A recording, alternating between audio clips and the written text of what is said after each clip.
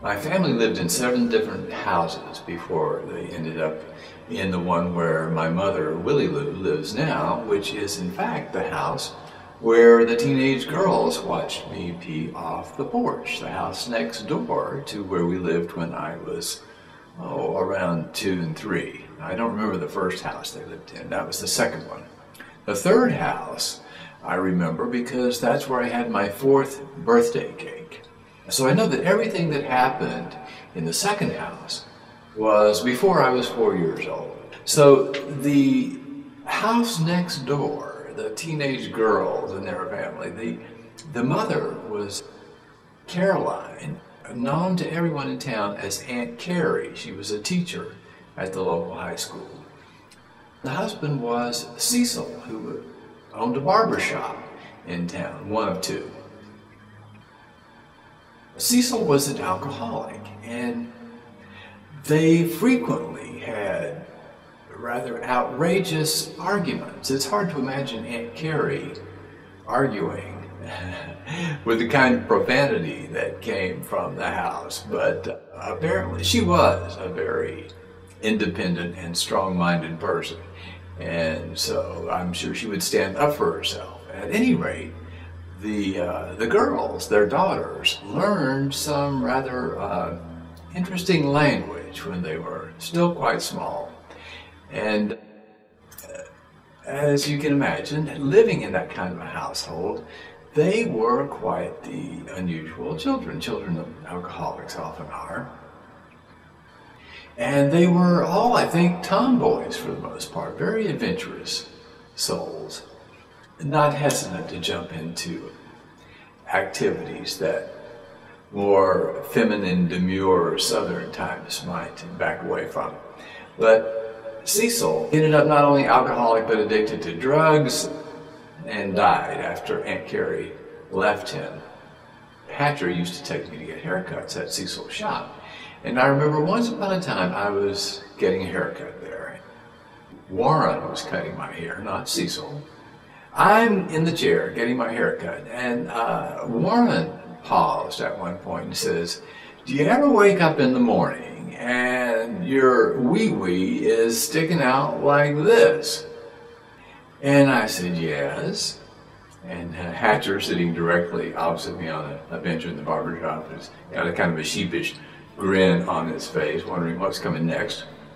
Warren says, "Well, what do you do then?" I says, "I go pee." At which everyone in the barber shop cracked up. That was hugely funny. It gave me the idea, I think, although perhaps I didn't think of it consciously, but that, along with one of the experiences I mentioned in the earlier tape, gave me the idea that my species was terribly interested in the sexual organs. That idea was certainly reinforced by my experience with a young female visitor to my parents. Her family and my parents were friends.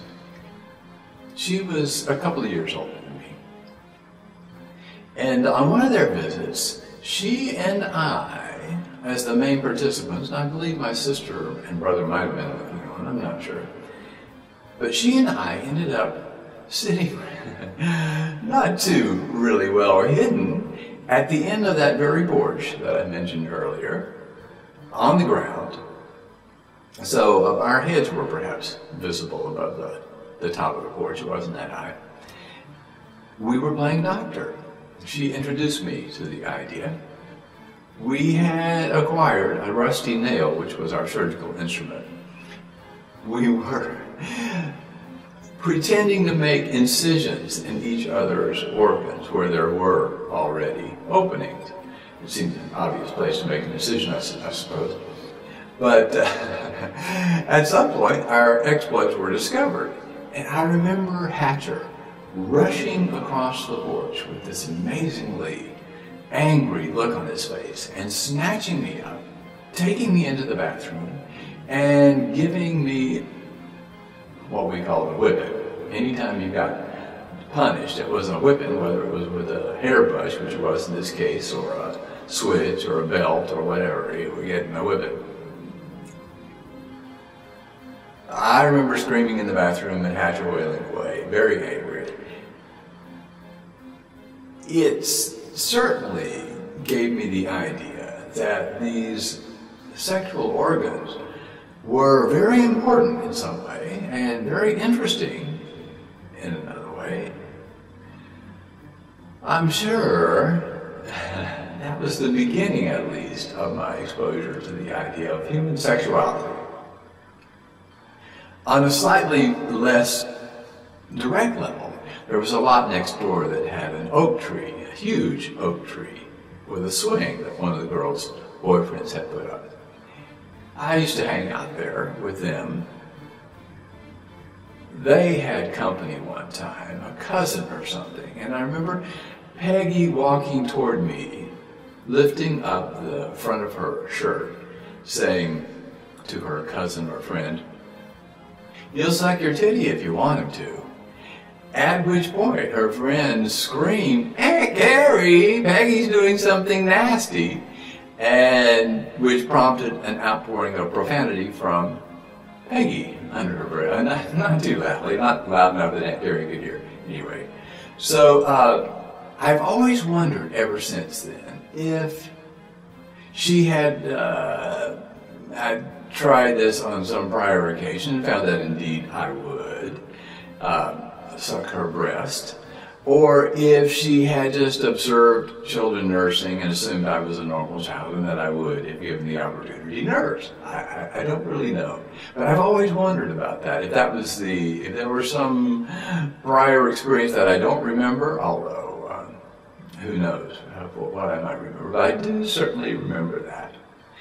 So the oak tree and the swing, it was very high. I would say 30, 40 feet to the limb that the rope was tied to. And it was a kind of a swing that you find in the South, where the part that you ride on is a burlap bag, like a large feed bag, stuffed with Spanish moss and tied at one end to the rope. And you swing by straddling this sack, this seat. And the swing was situated so that you could climb up into the crotch of the oak tree, which was, judging from my height, actually the tree is still there.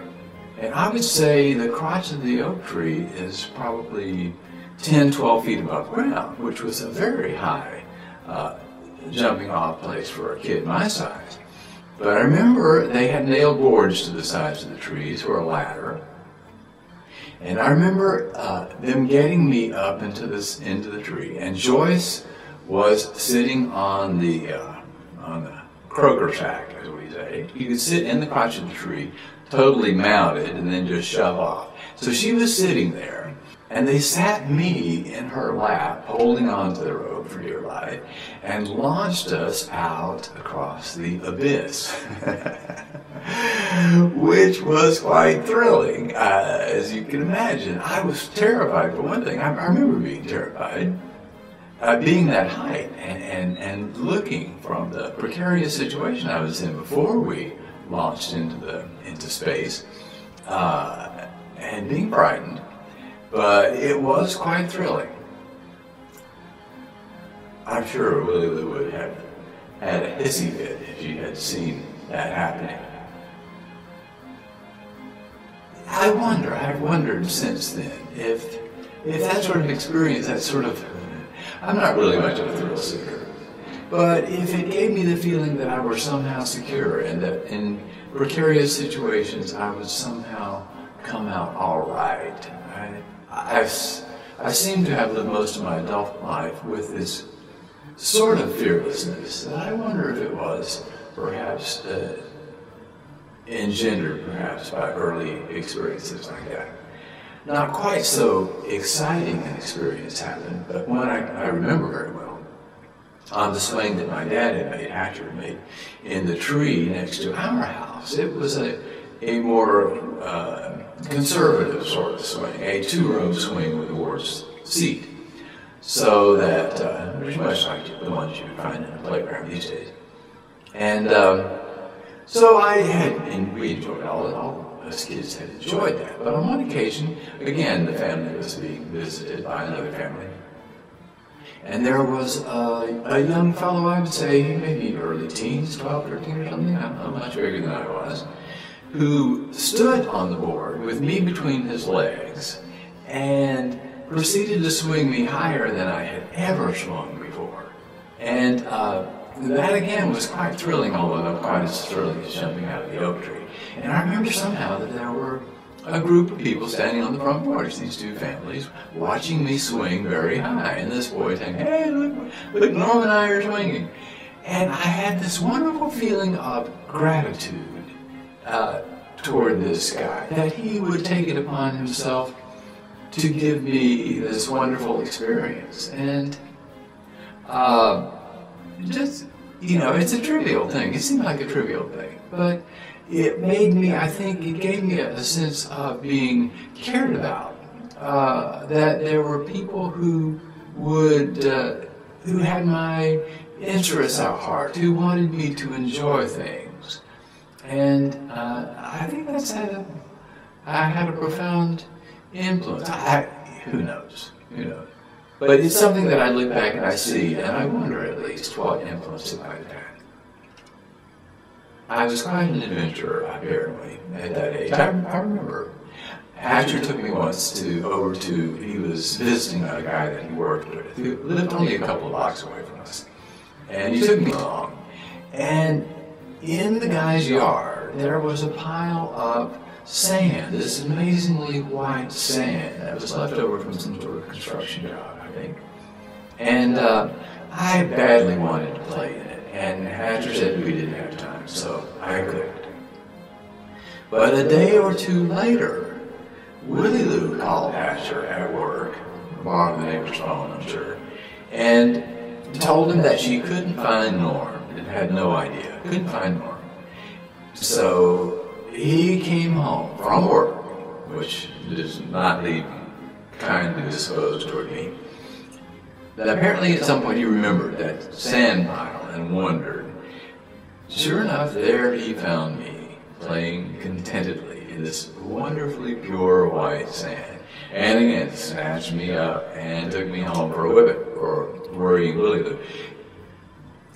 I had crossed the second busiest street in town was between our house and Dad's friend's house, which is really only 3 blocks away, but it was his main street, and it was a highway. So there was some cause for concern that a kid my size could make it across that street without coming into harm's way. But I had. Apparently that situation was not enough to stop me from further wandering, because my mother made the mistake of taking me with her when she signed up my older sister for school. So I knew where her classroom was. And I was very upset that I couldn't go to school because, as I told my mother very obstreperously, that I could tie my shoes and my sister could not. So I should certainly be able to go to school. My sister was a measles baby, and she's somewhat handicapped. She made it through high school, but not without some difficulty, and some things were incredibly difficult for her, mathematics for one. At any rate, shortly after my sister started school, I went to school, and I showed up at the doorway of her classroom. And her teacher said, "Does anyone know who this little boy is?" And my sister volunteered that yes, I was her brother. So the teacher brought me in and allowed me to sit in my sister's desk with her until recess, at which point my sister took me home. Well, on the one hand, I was in heaven that I got to sit in school for that long, but when I got home, my mother gave me a whipping. And when Hatcher got home from work, he gave me a whipping. So I got 2 whippings for that little outing. That's the last one that I remember. I think that convinced me that I probably should not wander away without telling someone where I was going. So, more of Norm's childhood adventures. The question, of course, which I've raised a couple of times, is what impact these events had on my later development. One of the things that has interested me was that the people who gave me some of these experiences I've told you about, I wonder if they had any idea that they were doing something, that they were having an effect, that they were creating some sort of memory that might affect me the rest of my life, that I certainly still remember at this age. I wonder too, really, what their motivation was. The girls on the swing, for example. Why would it occur to them to take this little boy on the swing? They probably were, for one thing, amused at the idea of how my mother would react. At the same time, I'm sure they were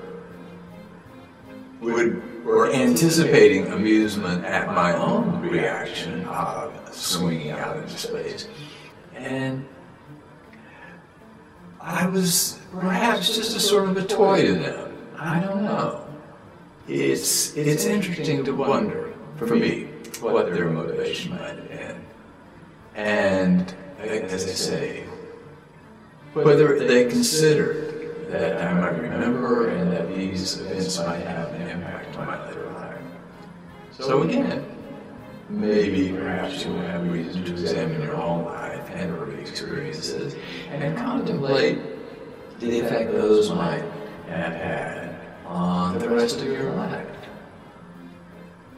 I look at my own past, and there's no way of knowing, really, how one event among thousands might have trickled into my current state of mind and be affecting my attitudes and my outlook on life today. But I think, whether I can calculate the mathematics of it or not, I think all those things play some part in who I am now. And so, good luck in your own exploration.